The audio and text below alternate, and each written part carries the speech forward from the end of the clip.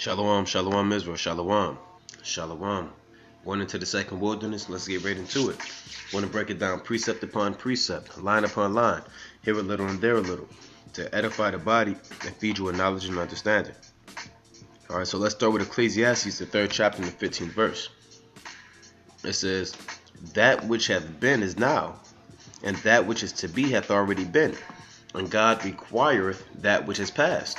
So things that happened in times past before us, they're now. The same spirits, the same people, you understand? Different men, even the animals and the fowls of the air and the fishes of the sea, and the mindset of the people, these are the same spirits that are on the earth now. Even certain things in the history, since this topic deals with the second wilderness, you had a wilderness prior to the one that's coming up, that you can read about in the book of Exodus, Leviticus, Numbers, and Deuteronomy. Alright? How the Most High always proclaims that he brought us out of Egypt with a high hand, with a mighty hand in the sight of the Egyptians. And he'll say, "I'm the Lord thy God, which have brought thee out of the land of Egypt, out of the house of bondmen, or out of the house of bondage." You understand? Or from the furnace. The Lord always repeats and emphasizes how he delivered us out of ancient Egypt. So that happened at times past. That is the thing that has been. You understand? And that's what's going to happen now. Alright? So the Lord is going to deliver us out of this modern Egypt. And once we're delivered out of this modern Egypt, we're going to be placed in an entirely new wilderness. Alright? The second Exodus and a second wilderness. So that which hath been is now, going into reincarnation. That's why people say history repeats itself. Alright? In Ecclesiastes 1:9 it says, "No new thing is under the sun." I believe that says, "The thing that hath been is that which shall be, and that which is done is that which shall be done, and there is no new thing under the sun." Alright? So if the Lord delivered us with a high hand in the sight of all those Egyptians on the morrow after the Passover, you understand? And the feast of unleavened bread on the full moon, you understand? After the Lord destroyed the firstborn of beast and man in the sight of Egypt, the Lord is going to do the same type of deliverance, but in better fashion out of this modern Egypt. Alright? So we're not going to leave. We're not going to sneak out of here. Nobody's going to take a passport and try to damn call the damn Delta Airlines, or try to sneak past TSA and try to get to the land of Israel, or try to take a boat and hold it. It's not working like that, man. We living out here in fashion and style. You understand? With a high hand in the sight of these modern Egyptians, which are these Americans, these Edomites. And the Lord requires that which is past. That's another point I wanted. It has to happen. And Malachi 3:6, it says, "Behold," it says, "For I am the Lord God." It says, "For I am the Lord, I change not. Therefore ye sons of Jacob were not consumed." So the Lord requires a second wilderness. Alright, because the first one happened. Just like the Lord requires your spirits to come back on the earth into other fleshes of bodies, and the beasts of the earth to come back in their respective lot, and prophets come back in your respective lot, and scoffers and scorners, everybody comes in a respective lot because the Most High requires that. Alright, it has to happen. It's mandatory because everything deals with cycles. But they know it's regeneration, or some nations call it the cycle of life. Alright, everything repeats itself. So there will be a second wilderness because it has to happen. Let's go to the book of Numbers, chapter 33:1. Alright, Numbers 33:1. I'll give you a quick background before we get too detailed into where it's going to be at and what's going to happen. Numbers chapter 33:1. "These are the journeys of the children of Israel, which went forth out of the land of Egypt with their armies, under the hand of Moses. And Moses wrote their goings out according to their journeys by the commandment of the Lord, and these are their journeys according to their goings out. And they departed from Ramses in the first month, on the 15th day of the first month, on the morrow after the Passover, the children of Israel went out with a high hand in the sight of all the Egyptians. For the Egyptians buried all their firstborn, which the Lord had smitten among them. Upon their gods also the Lord executed judgments." So what is this saying? We left Egypt on the morrow after the Passover, alright, during a feast of unleavened bread, on the full moon, you understand, in the sight of all the Egyptians. We spoiled them, we robbed them. I believe it tell you that in the book of Psalms 105, that we spoiled and robbed the Egyptians. Let me find that for you, alright, because we left in style and fashion. They forced us to get out. They said, here, take the gold, take the silver, take the wealth, before your God come and destroy everything else, man. When the Most High hardened Pharaoh's heart to keep showing his power and his plagues, the Egyptians didn't fear the Most High. But once he destroyed the firstborn, the Most High took that demon off of them, which allowed them to fear the Most High and to let Israel leave. You understand? So let's go to in the book of Psalms 105. And let's break that down. See if I can find that real quick. About the account of us leaving.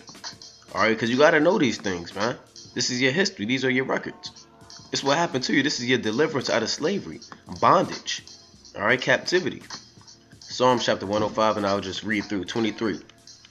It says, Israel came into Egypt, and Jacob sojourned in the land of Ham. Right? And he increased his people greatly and made them stronger than their enemies. Right? And we're stronger than our enemies now, man.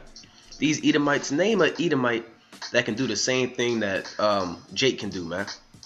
There's nothing that an Edomite can do on a spiritual level, mental level, physical level. You understand? Anything that Jake does, it supersedes and over excels even what Esau can fathom to do in his mind, man. What Esau is thinking about is doing, we already did it already, man. Right? When Esau talking about, that's why Esau in sports, particularly boxing or basketball, they'll have something called a great white hope. Because Floyd Mayweather, Muhammad Ali, Smoking Joe Frazier, Sugar Ray Leonard, you understand? These are all prominent boxers. Jack Johnson, all right? And these are men, pugilists, that beat down Edomites and other people for a living, man. They get paid to do this. Their athleticism, acceleration, you understand? A demeanor, all right? Strength, power, mental prowess. These are the things that allow them to excel in the ring over these Edomites. And constantly, from decade to decade, nobody can touch Jake in the ring. So what Esau has to do, he has to come out with movies and go to Hollywood to come up with the delusions of grandeur to seem like he's actually a top boxer. So they came up with that movie Rocky. They had $1 Million Baby. They come with all the this man Jake Gyllenhaal was just in the movie about being a boxer. They come up with all these movies about these Edomites being these top boxers because they can't touch Jake in the ring. We're stronger than them. They have an actual statue of Rocky like he's a real person. Alright, in Philadelphia, you can actually see a statue of Sylvester Stallone being Rocky, and they glorify him as being a real person. Alright? Had him beat Jake in that ring. But Jake is dominant than Esau on any level, man. You got Jakes in hockey right now dominating tennis, gymnastics.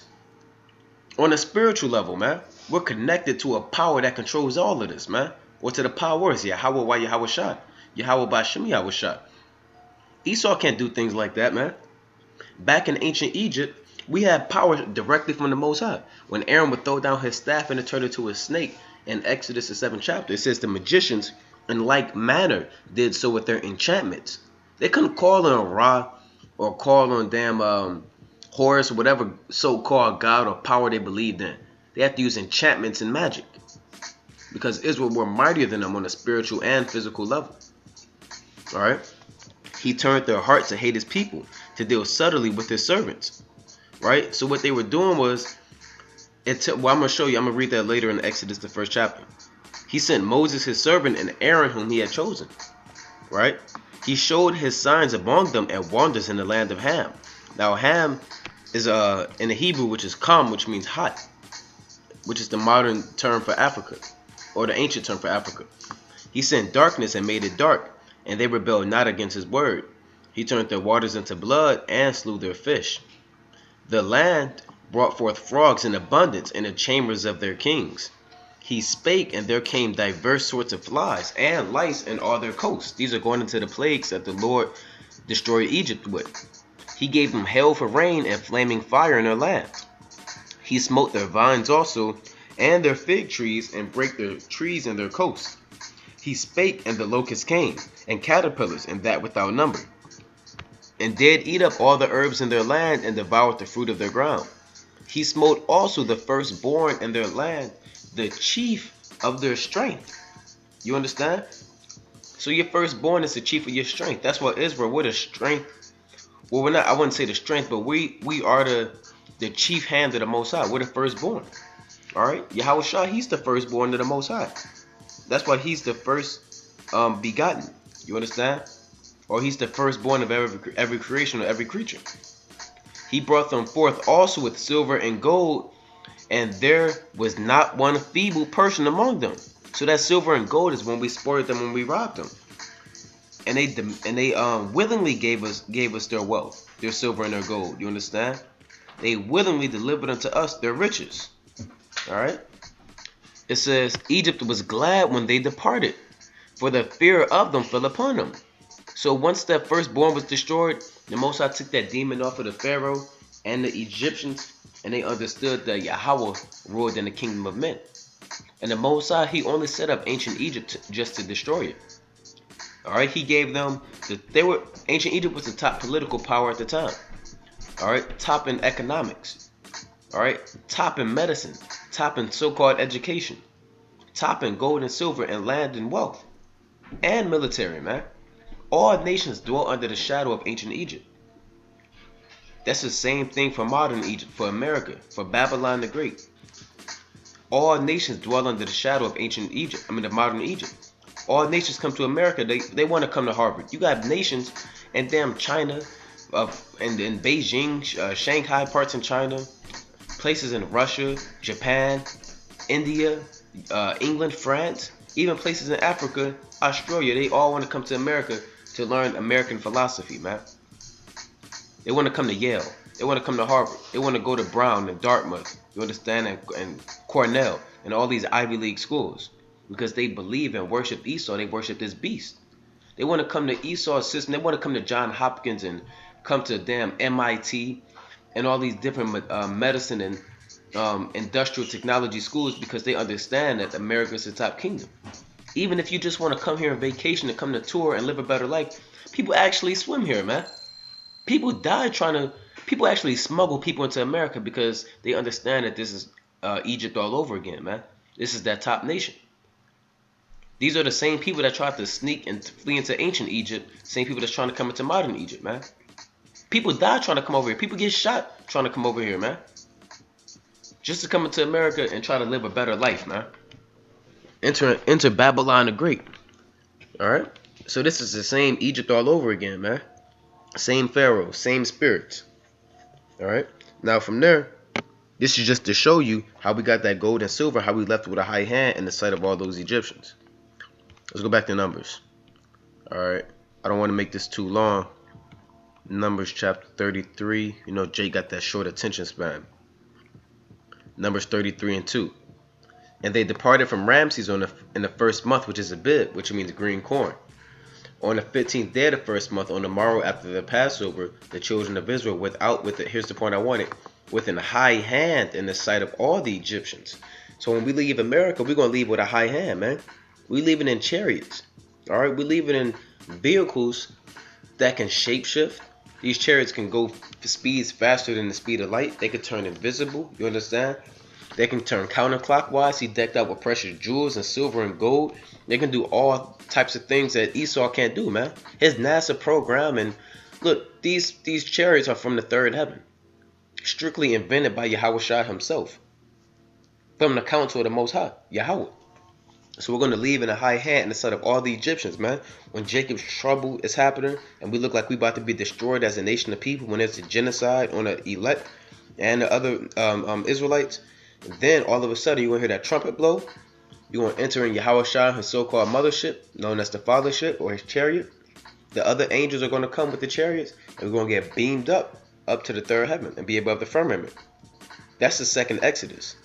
The Lord is not going to part the Atlantic Ocean and we all going to be in a single file line and, oh, let's hurry up. And then the Esau are going to run after us with tanks. No, that's not what's going to happen, man.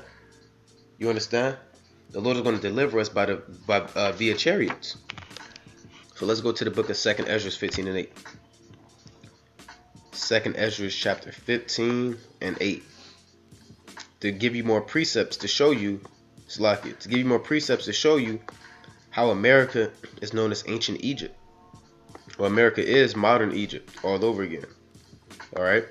Not only are people reincarnated, you can hear about John the Baptist being the reincarnation of Elijah, or you can read about the different prophets being reincarnated. You understand? You can read about Moses and Job being reincarnated, and so forth and so on. All right. Also, whole nations are reincarnated, whole kingdoms. America is the reincarnation of ancient Egypt and Rome all over again. The entire people, the same presidents are those same pharaohs. These same presidents are those same Caesars. You understand? These same top magicians and wicked high priests that would be in the damn what is that, Bohemian Grove, dealing with Baphomet and Molech. Those are those same priests that Moses had to deal with, man. That were turning damn water into blood and turning their staffs into actual snakes. Same thing they did in ancient Rome. Alright? So whole nations are reincarnated. So America is a reincarnation of ancient Egypt. Did not the Lord say in Deuteronomy 28:68, and the Lord shall bring thee into Egypt again with ships? By the way whereof I spake unto thee, thou shalt see it no more again, and there ye shall be sold unto your enemies for bondmen and bondwomen, and no man shall buy you. Alright, so you went into Egypt again on ships, man. This is fundamental. Let's go to 2nd Ezra 15. 2nd Ezra chapter 15 and 8. It says, I will hold my tongue no more as touching their wickedness, which they profanely commit. Neither will I suffer them in those things in which they wickedly exercise themselves. Behold, the innocent and righteous blood crieth unto me, and the souls of the just complain continually. So who's the innocent and righteous blood crying unto the Most High? That's the blood of the saints, of the prophets, you understand? Of the nation of Israel.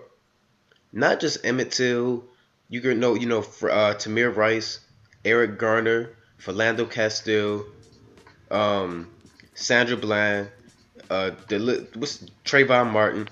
The list goes on and on. You have actual prophets that were slain here, man. You understand? Actual priests and prophets and kings that were slain here in the land of modern day Egypt again. Alright? Did not the Lord say, your Lord shall bring thee and thy king? Let me find that scripture real quick. I know it's in Deuteronomy. Alright, it goes back to the curses about the Lord bringing, well, I don't got to get it, but you can read it on your own. And the curses in Deuteronomy, the Lord said he would bring us and the king which we shall set over thee into another land. Who's the king that we had over us? Let me just pull it up for you. Let's get it. All right, let's not talk about it. Let's be about it. All right, Deuteronomy, the 20th chapter. And we're going to show you that our kings were actually brought over here, man. And if one king came over here, his sons came over here, which is that same person. All right, so our kings were slain over here. I believe it's Deuteronomy 28. And let me see if I can find that.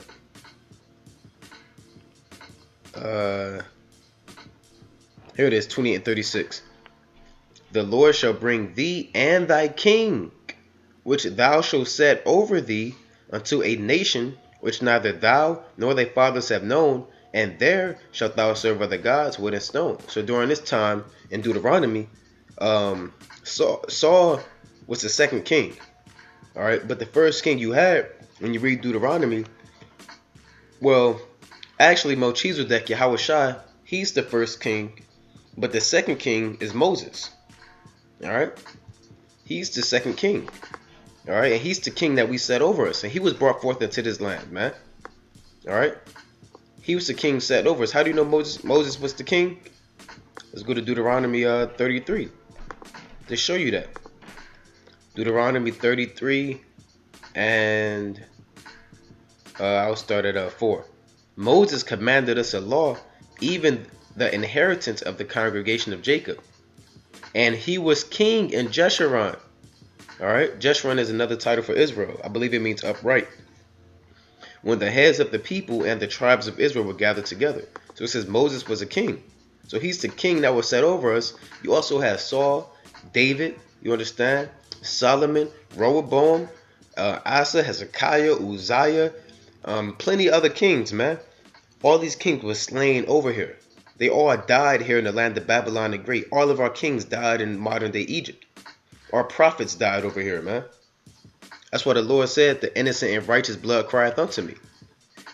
Let's go to the book of Joel 3:19. Let's prove it some more, though. Joel 3:19 to show you that that innocent and righteous blood is talking about the saints. It's not talking about Esau. All right. They have funerals. They get to live till they're 85 years old and then just get buried in a damn $400,000 casket and then come back on the earth and be wicked again, man. They don't die. They die and just give up the ghost, man. We die. We didn't do anything wrong. All right. We die unjust. We'll die with our hands up. You can drive and get pulled over. You reach for your wallet and you get shot between the eyes, man. And you ain't even do nothing. You know, you can be walking with your hoodie on and get shot in the back. Oh, he threatened me. Oh, I had to cross the street. I had to clutch my purse. I had to shoot him because I got scared. And that's what they say, man. Joel 3:19. Innocent and righteous blood getting damn tested with syphilis, man. And certain stages of syphilis, you die. Infesting AIDS in our community, putting damn lead and toxic things into our water to sterilize our women and to kill the babies, and all of that is the innocent and righteous blood being slain here in Babylon the Great during the times of slavery. Over what? Over 100 million so-called Judites, Benjamin and Levites died on their way over here, man, and in the land. And these are the numbers that Esau tells you, man. They say Esau says over 77 million Gadites died. That's the innocent and righteous blood being killed, man. Working in this damn slave field, getting beat. People actually got raped to death, man. Literally, till they died. So you don't think this devil got something to pay for? You don't think Esau, this land is being soaked with our blood? Why do you think there's all these wildfires and tornadoes and hailstorms and uprising and this kingdom is falling? Because you have certain spirits up there in the heavens complaining to the Most High as I do this video. But let's get to Joel 3:19. It says, Egypt shall be a desolation, and Edom shall be a desolate wilderness. All right? Why? For the violence against the children of Judah, because they have shed innocent blood in their land. We just read in 2 Ezra 15:8 that the innocent and righteous blood crieth unto him. So that innocent and righteous blood is from the children of Judah and the rest of Israel. But Judah shall dwell forever, and Jerusalem from generation to generation. For I will cleanse their blood that I have not cleansed, for the Lord dwelleth in Zion. So that goes back to the law in Numbers 35 about the Lord cleansing our blood, man. Let's get that in Numbers 35 and 33. Let's get to the law, man. Jake knows the laws that you can't eat pork, you gotta grow your beard out, keep the Sabbath day, but they don't know the laws about the restitution of blood. All right? Numbers 35 and 33. These laws play a heavy impact on the things you see going on around you. Numbers 35 and 33. So shall ye not pollute the land wherein ye are, for blood it defileth the land, and the land cannot be cleansed of the blood that is shed therein, but by the blood of him that shed it. So innocent blood that shed, it defiles the land. So of course, from the inception of this so-called white man coming over here, this land has been soaked with the blood of our people, and it's unclean, it's profaned. All right, so this land or our blood cannot be cleansed unless Esau's blood is shed. All right, it says, defile not the land wherein ye inhabit, wherein I dwell, for I the Lord dwell among the children of Israel. So that's why the Lord is not in this place. He's not here in Babylon the Great, man. His righteous spirit is not flowing here because the Lord cannot dwell here because the land is so defiled and unclean. All right, now let's go to the book of Genesis. Actually, let's go to Revelation 6, because it said the innocent and righteous blood crieth unto me. Blood doesn't actually have a tongue, a voice, you know, understand, tonsils. Is that what they say? Tonsils, a damn larynx, a voice box, a throat. So blood can actually cry and complain before the Lord. So when it says the innocent and righteous blood crieth unto me, that's talking about the spirits up there in the third heaven that complain to the Most High, that stand before the Most High and complain before him. They complain before the Lord, and the Lord puts strength in these spirits and send them back on the earth. But I'm going to show you that. It's lucky, Israel. Shalom, shalom. Hey, Shalom, you still in the house? Yeah. Can you see, look in the kitchen and see if you see any soy sauce? Here, I'm gonna get a phone and join because I'm doing this video real quick. Okay. All right. Slack it, Israel. This Revelation 6. All right. Slack it. Revelation 6. So I'm showing you about the innocent and righteous blood that crieth unto me. Revelation chapter 6 and 9. It says, and when I opened the fifth seal, I saw under the altar the souls of them that were slain for the word of God and for the testimony which they held. So these spirits that John saw, he saw Peter, he saw Paul, you understand? He saw the other apostles, he saw Stephen, he saw Antipas, you understand? He saw the Maccabees brothers, and he saw certain spirits of the saints that died during Jacob's trouble that were martyrs for this truth. You understand? They were slain for the word of the Most High and for the testimony which they had held. He actually saw their spirits. And they cried with a loud voice, saying, how long, O Lord, holy and true, doest thou not judge and avenge our blood of them that dwell on the earth? So that they're complaining before the Lord, so the Lord can make restitution for their blood being shed. And they complain up there in the spirit world. That's what 2 Ezra 15 and 8 said. The innocent and righteous blood crieth unto me, man. You understand? That's like somebody constantly complaining, like, can you please do this for me? Please do this. Please do this. You can be like, I'm going to do it. You're going to start getting mad and you're going to do it, man. You're going to make restitution. You're going to feel bad. You understand? You're going to show that man mercy. You want to execute judgment for him. Does not it say in Luke 18, and shall not God avenge his own elect which cry day and night unto him? That's talking about us on the earth and talking about us in the spirit world complaining before the Lord. Let's give you another example. All right, let's go to the book of Job, the 23rd chapter. All right, Job chapter 23 and 1. Another parable about us being in the spirit world complaining before the Lord. And this happens even as I do this video, even as you watch it. Then Job answered and said, even today is my complaint bitter. My stroke is heavier than my groaning. Oh, that I knew where I might find him, that I might come even to his seat. Job said, I wish I knew where the Most High judgment seat was, man, so I can come before his seat. You understand? That's like you watching all your brothers getting shot and killed in the streets. I mean, you want justice? Like, man, where the judge at, man? I want to go talk to the judge. That's what Job is saying. All right?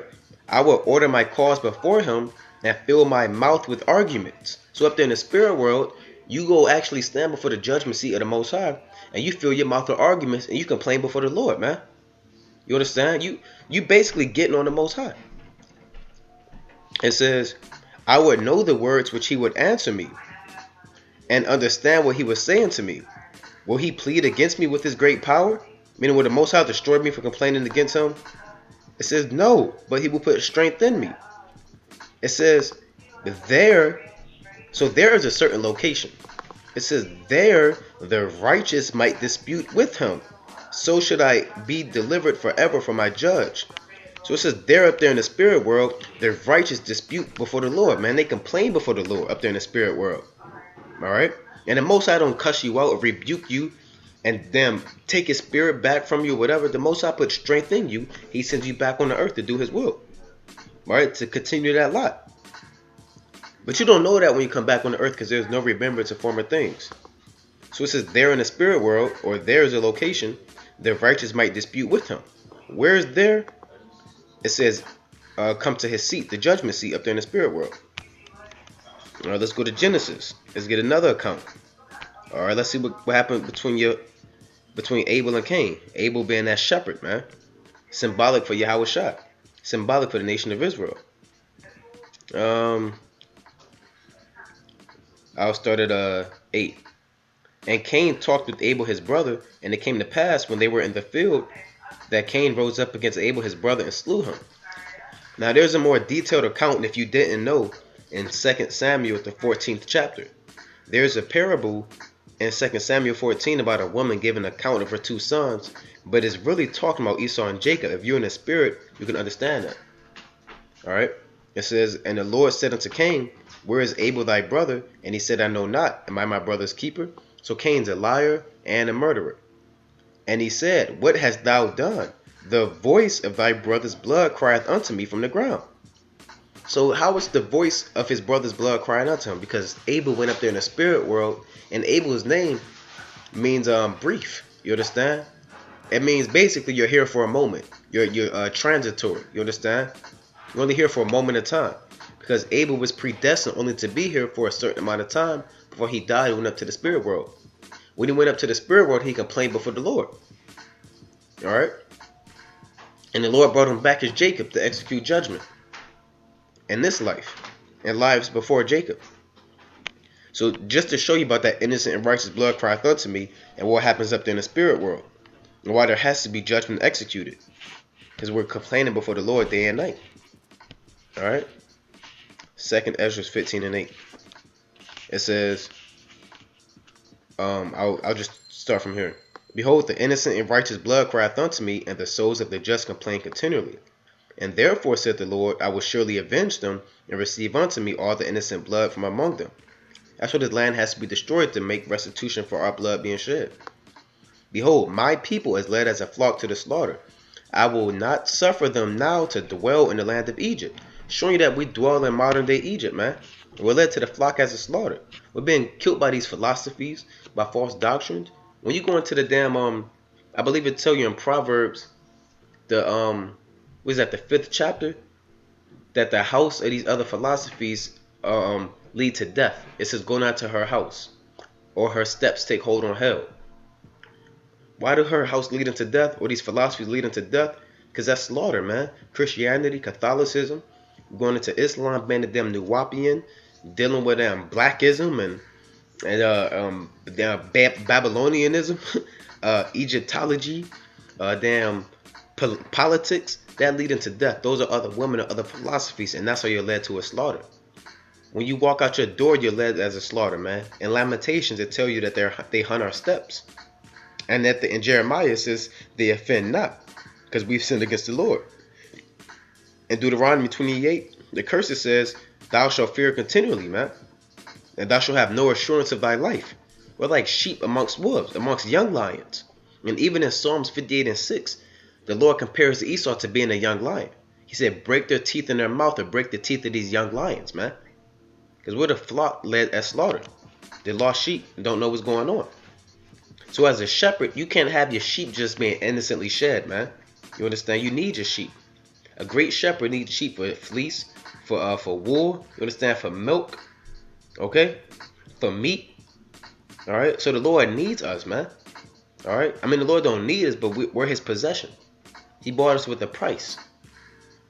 Okay. It says, but I will bring them with a mighty hand and stretch their arm and smite Egypt with plagues as before, and will destroy all the land thereof. Egypt shall mourn, and the foundation of it shall be smitten with a plague and punishment that God shall bring upon it. So Egypt, meaning America, is going to be smitten with plagues as before. Let's go to Revelation 11:8. Why do you think these wildfires are happening, man? These tornadoes, these earthquakes, these fissures, these race wars that's brewing up, political unrest, government shutting down. All hell is breaking loose, and Yasha'Allah is waking up. Those are plagues. All right. Revelation 11:8. They're glad tidings for us, but they're evil tidings for Esau and these nations. And their dead bodies shall lie in the street of the great city, which spiritually is called Sodom and Egypt, where also our Lord was crucified. So America's that great city, which is spiritually called Sodom due to its advocation of homosexuality, and due to just being proud and promoting all types of transgenderism and lesbian and gay agendas, even in the school system. And it's Egypt. Why is America Egypt? Because we're brought into bondage over here again, man. That's the main reason. And also because they duplicate the philosophies and ideologies, even architecture of ancient Egypt, man. That obelisk in DC is it's the architecture. It's a direct obelisk from damn ancient Egypt. They have that in the Vatican too. All right. It says let me move on. Let's go to the book of Isaiah 31. I'm trying to move fast through these precepts. All right. Isaiah, as long as you get the understanding. Just giving you more precepts and understanding for ancient Egypt right now. How America's ancient Egypt, and the same way we got delivered out of ancient Egypt, showing that we're going to get delivered out of America, which is modern Egypt. So I'm showing you precepts to show you that America is modern Egypt. Isaiah 31:1. Woe to them that go down to Egypt for help, and stay on horses, and trust in chariots because there are many, and in horsemen because they are very strong. But they look not unto the Holy One of Israel, neither seek the Lord. All right. So woe unto them. Back then in the ancient world, Isaiah, Jeremiah, and the prophets would always rebuke Israel for fleeing the judgment of the Lord and running away from the prophets to go into Egypt, man. Because they knew back in the ancient time, our forefathers always went into Egypt. Abraham did, Isaac, Jacob, you understand? The 12 patriarchs, they all went into Egypt. All right? And our forefathers were fleeing to Egypt because they trusted in Egypt's military strength. You understand? They trusted in Egypt's chariots. They trusted in Pharaoh and how he would deliver. He could deliver Israel. So that's the same dynamic now, man. People trust in this modern day system. Jakes, they love WIC. They love they'll wait and kill people for food stamps, man. They trust in Esau's education system. They don't trust in the Most High. They don't seek the book of life to get wisdom, knowledge, and understanding. They don't want precepts for understanding. Neither do they want knowledge. They don't want the fear of the Lord. They want Esau's glorification and his standards of wisdom, which is the foolishness of this world. Or the wisdom of this world is foolishness unto God, I should say. They want a doctorate degree in physics. They want a damn bachelor's degree in communication. They want a double doctorate and damn biology and chemistry, man. Because Esau said that that's wise, and they want that. So they trust in Egypt for knowledge and wisdom. On the left-hand side, they trust in Esau, man. You don't pray to the Most High. Well, let's say Jake get hurt, sprain his shoulder. Sprain your back, you got a damn migraine. What are you supposed to do? What does Wisdom of Solomon 16:12 say? It says, it was neither herb nor mollifying plasters that restored them to health, but thy word, O Lord, that healeth all things. Did not the Lord say, I kill, I make alive, I wound, and I heal? You're supposed to seek the Most High to be healed. All right, pray to the Lord, and the Lord can heal you instantly. But what do? You drive 5 miles out the way in the middle of the night to go pick up a damn NyQuil because you trust in Esau. You trust in Egypt for help, man. You go 20 minutes out the way and get a prescription. You from CVS. You schedule your doctor's appointment so Esau can shoot you up with a damn shot that you don't know what's in it. You trust in Egypt for help, man. That's what we did back then. We always trusted in Egypt for help. Like all the other nations. The Lord said, woe and death and destruction unto those men. Alright? It says, but they look not unto the Holy One of Israel, neither seek the Lord. So that's the same thing they do now, man. Let's go to Deuteronomy 28:68. This is an Israelite fundamental precept, 101. Deuteronomy 28:68. It says what? You should know this one by heart. And the Lord shall bring thee into Egypt again with ships, meaning into bondage again, into America again with ships. By the way whereof I spake unto thee, thou shalt see it no more again, and there ye shall be sold unto your enemies for bondmen and bondwomen, and no man shall buy you. Going into the slave trade, however, brought into Egypt again, or into modern Egypt, which is America again. This is ancient Egypt all over again.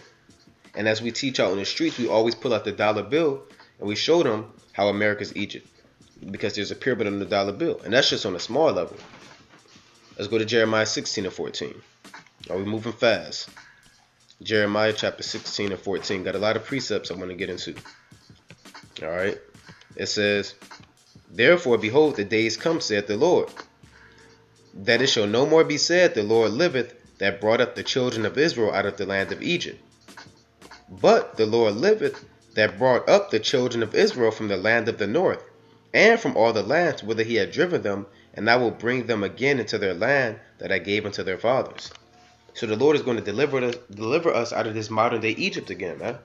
Out of America. All right? We're not going to really be talking about the ancient Egypt deliverance in the kingdom and, you know, talking about the damn bitter herbs and stuff. Although we're going to keep the Passover in the kingdom, pursuant to the latter chapters of Ezekiel. But we're also more than likely going to have a new high holy day, man, to commemorate the destruction of Babylon the Great. Purim, Day of Simon, destruction of Nicanor, even the Feast of Dedication are all high holy days that are based on Esau and our enemies being destroyed, man. So what do you think is going to happen when we get delivered out of modern Egypt? There's going to be a high holy day more than likely, man. All right? And that's the holiday that we're going to be talking about, or the holy day. We're going to get delivered out of this modern Egypt, which is the land of the north. America is known as the land of the north. All right? You can read about that in Zechariah, the 2nd chapter, and many other precepts. Let's go to the book of Isaiah 19:1. Isaiah chapter 19:1. It says, the burden of Egypt, behold, the Lord rideth upon a swift cloud. Talking about a chariot. and shall come into Egypt. So the first place that Yahushua is coming into is Egypt, man. All right. You had our first mediator, Moses, in ancient Egypt. The second mediator is the Lord from heaven, and he's coming into modern Egypt. It's the first place that's going to be destroyed. All right. So Yahushua is coming. He's going to do his damage here, and then those missiles from the other nations, simultaneously, they're going to finish this place off. And then Yahushua is going to leave this area of Babylon and go into the so-called Middle East, Armageddon, and go destroy those nations, pursuant to the vision that Ezra saw. All right. And Isaiah, he said, who is this that cometh from Edom with dyed garments from Basra? This that is glorious in his apparel, traveling in the greatness of his strength. It says, and he's going to come into Egypt, which is America, and the idols of Egypt shall be moved at his presence, and the heart of Egypt shall melt in the midst of it.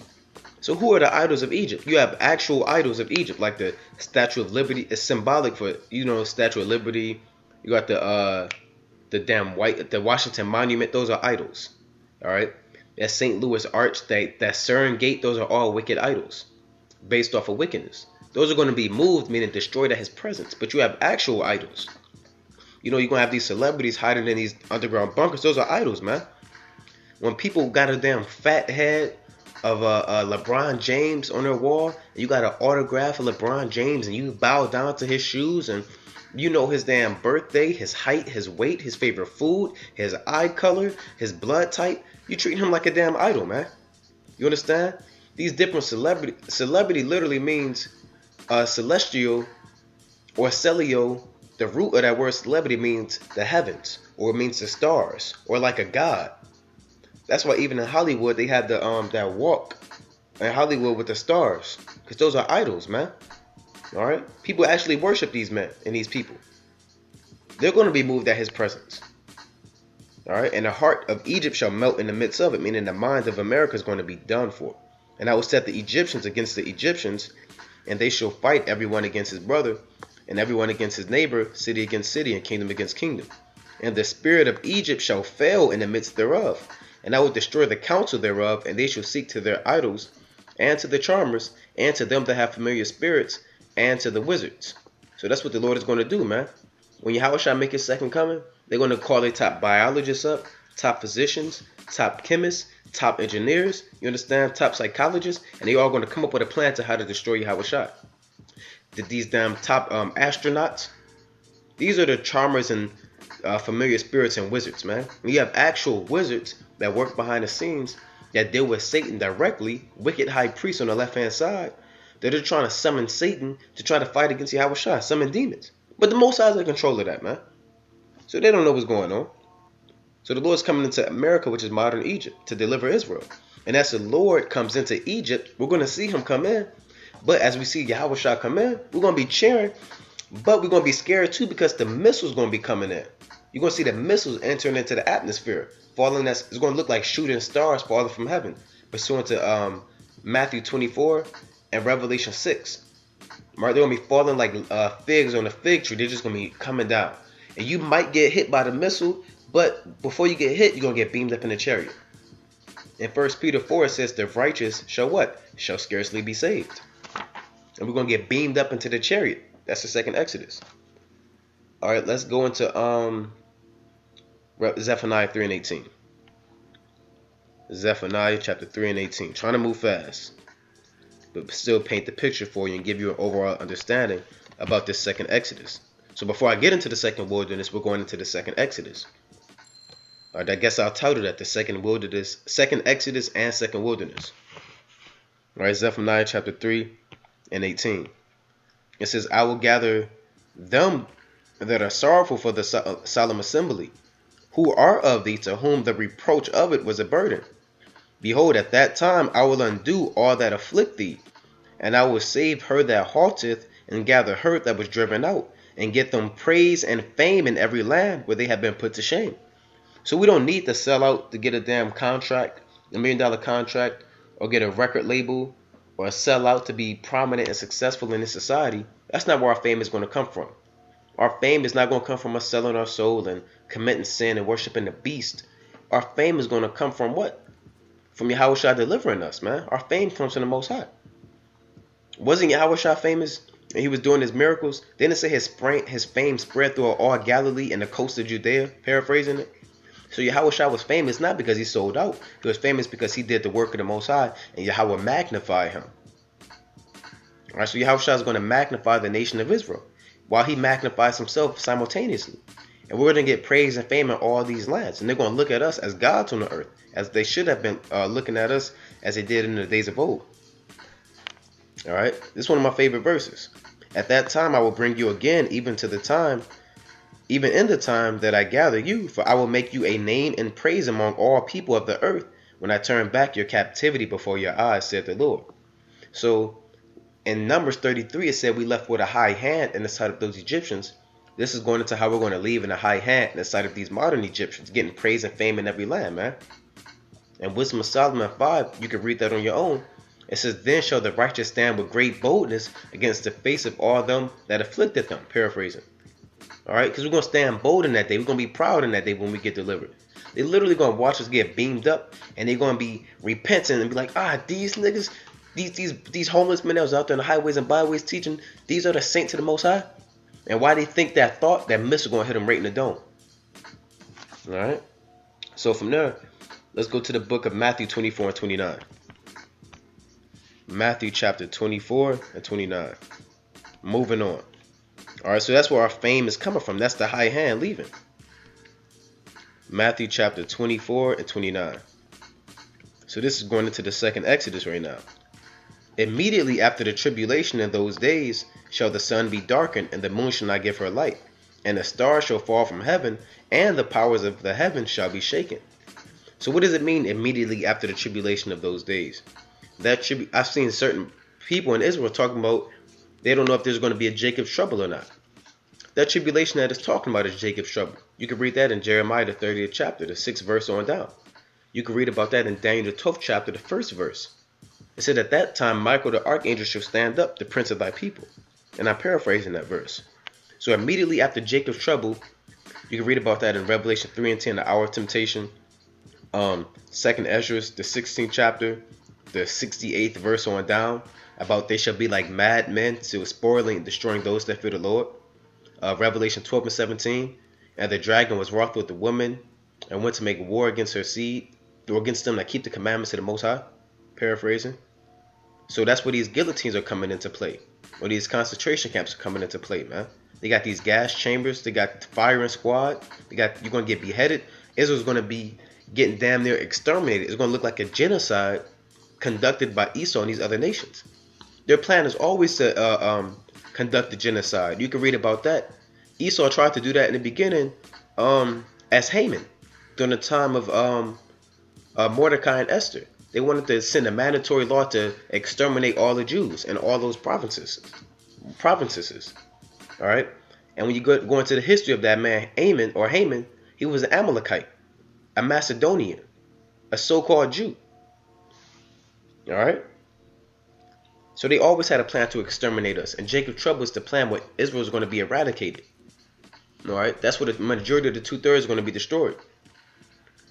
So that's the tribulation of those days. So right after Jacob's trouble, what? Shall the sun be darkened and the moon shall not give her light?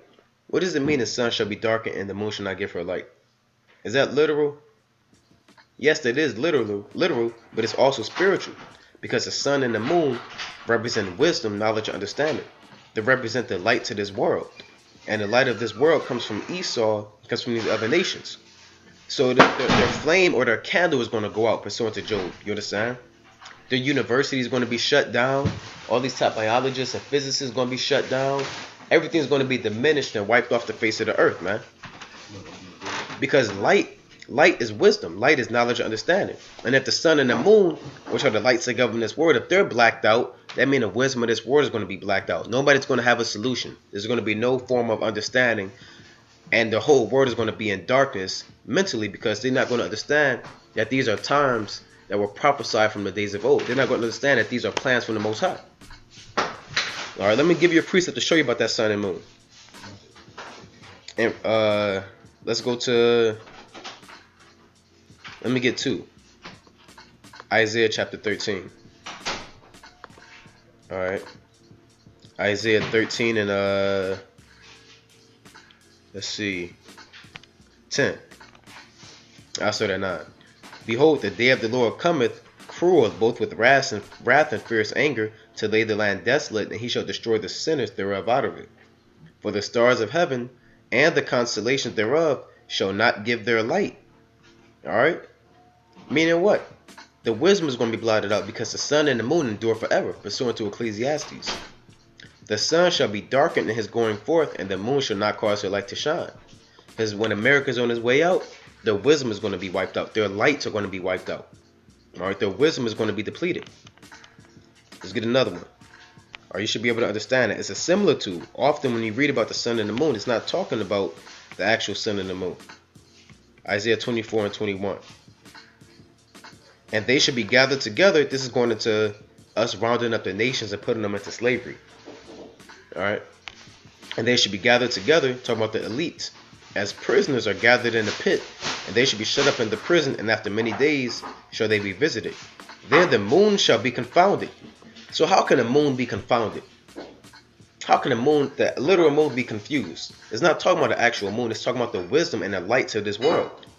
You understand? The education system, the philosophies and the politics and the things that are seen as the light of this world, that's going to be shut down.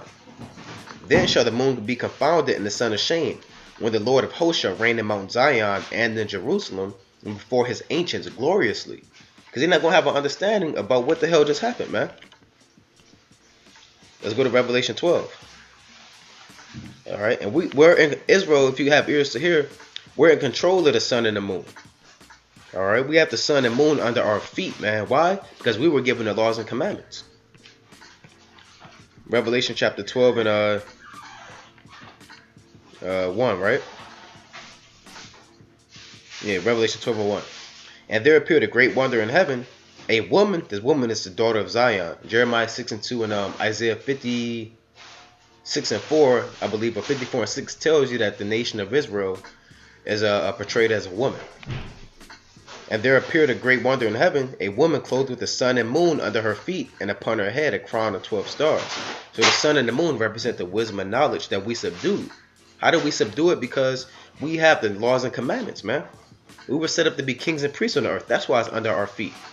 And upon our head are the crown of 12 stars, which represent the 12 tribes from Judah, Benjamin, and Levi on down to Naphtali, Zebulun, and Issachar. So that's the sun and the moon that it's talking about. So let's go back to Matthew 24, just to break it down for Jake, so you can understand what these scriptures are talking about. There's secrets in here, man. All right, Matthew chapter 24 and 29. Immediately after the tribulation of those days shall the sun be darkened, and the moon shall not give her light, and the stars shall fall from heaven. Talking about those missiles. And the powers of the heaven shall be shaken. Meaning these kingdoms are going to be damn near wiped off the face of the earth due to World War III. So while that's happening, and then shall appear the sign of the Son of Man in heaven, Yahushua. And then shall all the tribes of the earth mourn, and they shall see the Son of Man coming in the clouds of heaven with power and great glory. So Yahushua is coming in his chariots, and the earth is going to mourn. They're not going to be happy, because they understand that this is the end of their rulership and the deliverance for their slaves, the nation of Israel. And he shall send his angels with a great sound of a trumpet, and they shall gather together his elect from the four winds, from one end of heaven to the other. And we're going to get beamed up in those chariots, man. The elect. Alright. Now from there, let's go to the book of Revelation 11 and 12. Alright.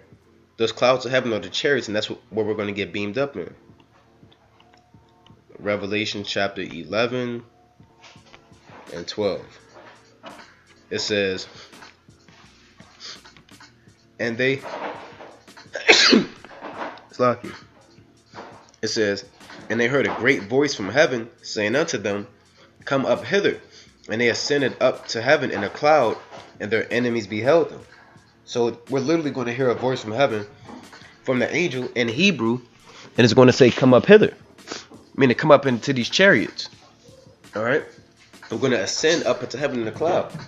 They show you that in movies like Star Trek and Star Wars movies. They'll say, beam me up, and they'll get beamed up into the spaceships. And that's what we're going to do. Alright? Now, this is going into that second Exodus. I'm just giving you more precepts to paint the picture. Let's go to the book of Psalms chapter 68 and 13. Psalms chapter 68 and 13. Alright? Because when we're leaving in the high hand, like I said, we're not going to sneak out of here, man. Nobody's going to take a damn Honda Accord and leave America to escape the destruction. We're not going to need a passport and, oh, we're going to have to pay and renew our passport and make sure you got your license and your social security to leave. No, we leaving here in style and fashion, man. Now, what did I want? Psalms chapter 68. It's like it is, bro. Now, let's go to verse 13. Psalm 68 and 13. So I'm trying to give you precepts, because what the Lord saying in Psalms 119 and 104, through thy precepts I get understanding, therefore I hate every false way. Alright, it says what? Psalm 68 and 13. Though ye have lion among the pots, yet shall ye be as the wings of a dove, covered with silver, and her feathers with yellow gold. So those are the chariots that it's talking about, man. Those are the wings of a dove. It's not talking about an actual dove. We're going to be covered by a big bird with gold feathers. A bird can't have gold because gold is a heavy metal. You can't have gold feathers. You will fall down to the ground. So that's a similar to talking about the so-called UFOs, the chariots of the Most High. They're going to be actually decked out with gold and silver from the heavens. Alright, so when we leaving in the high hand, we leaving in style, man. Like if you drove a damn 1985 station wagon your whole life, and that's all you know, right? And then you eventually you get dropped off, but then you get picked up by a damn Bugatti, 2018 Bugatti. You leaving in style, man. You leaving your location in fashion with a high hand. So when people look at you, I'm like, oh man, oh, I didn't know that happened. I didn't know he had a Bugatti. That's how we're gonna leave. I didn't know that these chariots were going to deliver the elect. I thought these were green men inside of them and damn aliens. Alright, so that's leaving in style and in fashion. Alright, let's jump down to... Alright, I'm going to just bring them out. Let's go to Isaiah 26 and 19. Isaiah chapter 26 and 19. So the first half of this breakdown is going into the second Exodus. The second half is going into the wilderness. Isaiah 26 and 19. Thy dead men shall live. Together with my dead body shall they arise. Awake and sing, ye that dwell in the dust. For thy dew is as the dew of herbs, and the earth shall cast out the dead. So what does it mean, thy dead man shall live? Together with my dead body shall they arise. This is twofold. You're going to actually have men that come out the graves. Okay? Men are actually going to literally come out the earth and out of their tombs and graves and live again, known as the resurrection. Alright? And Isaiah knew that he would be dead. That's what it said, together with my dead body shall they arise. Because although Isaiah is going to be resurrected, you have a spiritual resurrection.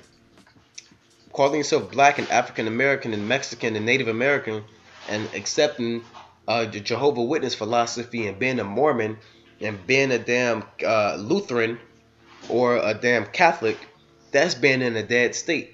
But you're going to live again, along with Isaiah, because Isaiah was disconnected from his heritage as well, into a dead state. That's why in Revelation 11, it says, your dead body shall lie in the street of the great city, which spiritually is called Sodom and Egypt. So we're going to spiritually resurrect and physically resurrect.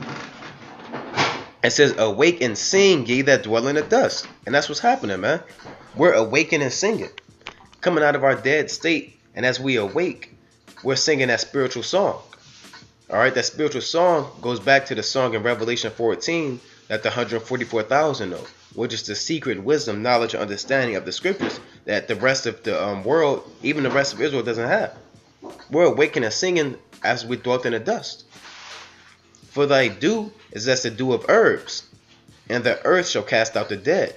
And that dew represents the moisture. Right, it represents water. Like you go out early in the morning around like 4 a.m. to around even 7 a.m., the dew is what wets the grass. You can walk outside and be like, well, I didn't know it rained last night. It didn't even rain last night, but the grass is wet because there's water under the earth.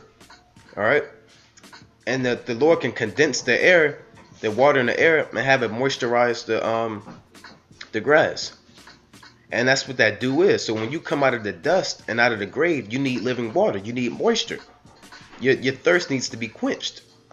right? So if you were damn buried alive, like they show you that in that movie, that Quentin Tarantino movie, Kill Bill, with Buck, I believe his name was Buck, right? No, not Buck. What was Bill's brother name? Oh, it was Buck. No, Buck was the dude. I'm Buck, and I liked the from the beginning. It was another dude. Well, you watched the movie Kill Bill.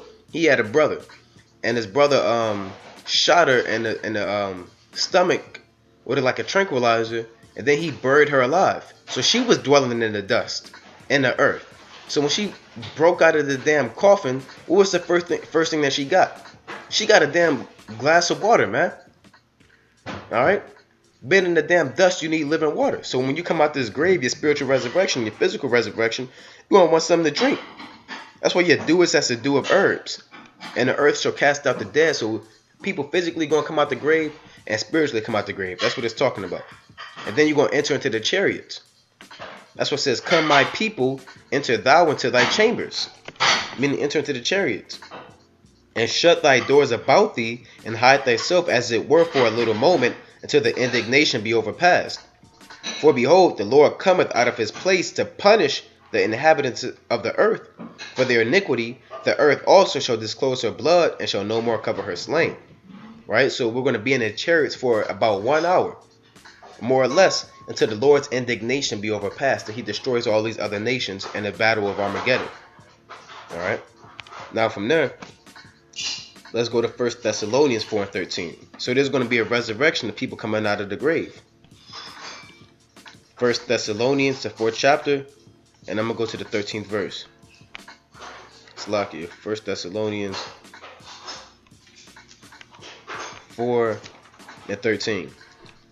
It says, but I would not have you to be ignorant, brethren, concerning them which are asleep, that ye sorrow not, even as others which have no hope. Because in the church of Thessalonica, you had Israelites that talked to Paul, and they asked Paul, well, what happened to the people that died in the truth? And Paul is responding to them by a letter. And Paul is saying, look, I don't want y'all to be ignorant concerning the people that died in the truth. I'm going to break it down to you about the people that died in the truth. He said, what? For if we believe that Yahushua died and rose again, even so, them also which sleep in Yahushua will God bring with him. And when you read Psalms 13:3, sleep is referred to as death. Even Jake tell that in rap songs, they say sleep is a cousin of death. It says, for this we say unto you by the word of the Lord, that we which are alive and remain until the coming of the Lord shall not prevent them which are asleep. For the Lord himself shall descend from heaven with a shout, with the voice of the archangel, and with the trump of God, and the dead in Christ shall rise first. So the people that survived Jacob's trouble, the first people that's going to get beamed up in the chariots are the people that's in the graves. People that died in the truth, they're going to get beamed up into the chariot first, and then if you survive Jacob's trouble, you're going to get beamed up second. Alright, it says, then we which are alive and remain shall be caught up together with them in the clouds to meet the Lord in the air, so shall we ever be with the Lord. Wherefore comfort one another with these words. So he told them to comfort one another, because you have people that was concerned about men that died in the truth. You may have had martyrs or men of old age that died in the truth, and they didn't understand what happened to them. So Paul just quickly broke down to them a resurrection breakdown in a manner of 4 verses. And he told them to comfort one another and tell the other brothers who didn't know what was going on about how their loved ones and how their brothers would still be delivered up into the chariot. Same thing you're supposed to do now. So don't be concerned about dying for the truth. You're going to be beamed up in the chariot, and you comfort one another with those words. You got shotgun on the chariot. Let's go to the book of Matthew 27:50. Matthew chapter 27 and 50. Alright, so this is going into the deliverance, the second Exodus. Matthew 27:50. Yahushua, when he had cried again with a loud voice, yielded up the ghost. And behold, the veil of the temple was rent in twain, from the top to the bottom, and the earth did quake, and the rocks rent. So the veil of the temple represents that old covenant by animal sacrifice. And it was rent in twain because the Lord is not dealing with animal sacrifice no more. Alright. It says, and the graves were opened, and many bodies of the saints which slept arose, and came out of the graves after his resurrection and went into the holy city and appeared unto many. Alright, so that's what the Lord did, man. When the Lord died, there was a resurrection, because when the Lord comes back and your spiritual body dies and your fleshly body ascends up to the heaven, you're going to be resurrected. So when the Lord was crucified and gave up the ghost, there was an actual resurrection that happened in Jerusalem. And people's great-grandfathers and great-uncles and great-great-grandmothers came up out of the graves. Even their brothers came out of the grave, and they went into their brothers and sisters and their family and appeared unto many in Jerusalem. So that's a chosen generation. Alright, now from there, let's go to the book of John, chapter 5 and 25. Actually, we're not going to get that. We're going to go to Revelation 15 and 1. Alright, Revelation 15 and 1.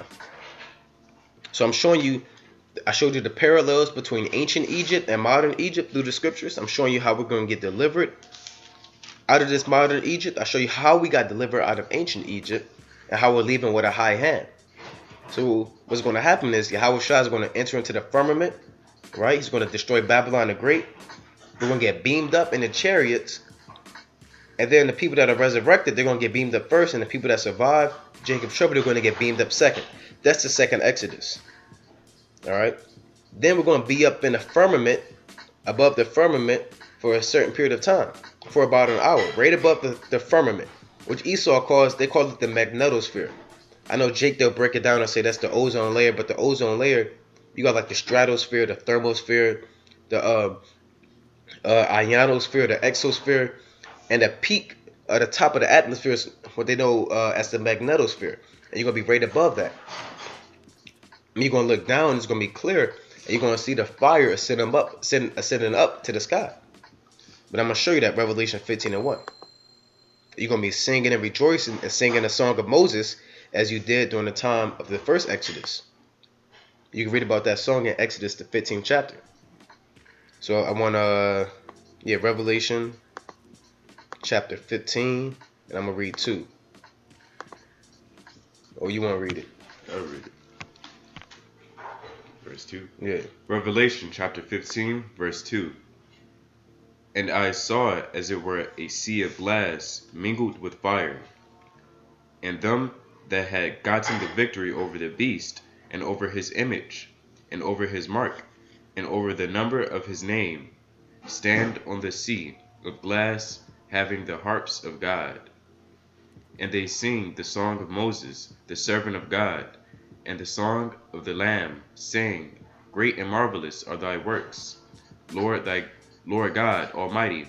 Just and true are thy ways, thou King of saints. Right, he is the King of saints.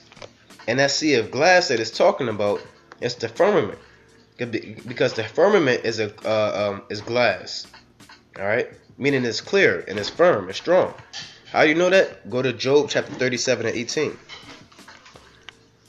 Job chapter 37 and 18. Let's prove it to you out the scriptures. Alright? Job 37 and 18. Job chapter 37, verse 18. Hast thou with him spread out the sky, with which is strong, and as a molten looking glass? Right, that sky, that firmament is strong and it's like a molten looking glass, and that's what covers the earth. So when we stand upon that sea of glass mingled with fire, that's the sky, that's the firmament. Alright? Now let's get another one. Let's go to Sirach chapter 43 and 1. Alright, you got it? Nah. Or you want to pull it up on here? I'll put it. Sirach chapter 43 and 1. Sirach chapter 43, verse 1. The pride of the height, the clear firmament. The what? The clear firmament, the beauty of heaven, which his glorious shew. Right. So that's the pride of height, the clear firmament. So that's how we're going to be able to look down and see that glass. See that fire and those kingdoms destroyed, because it's going to be clear firmament, that sea of glass mingled with fire. Alright. Now from there, let's go to the book of... Actually, what we're going to do is we're going to close out and continue on with the second part. Alright. So that was the second Exodus. We're going to get into the second wilderness.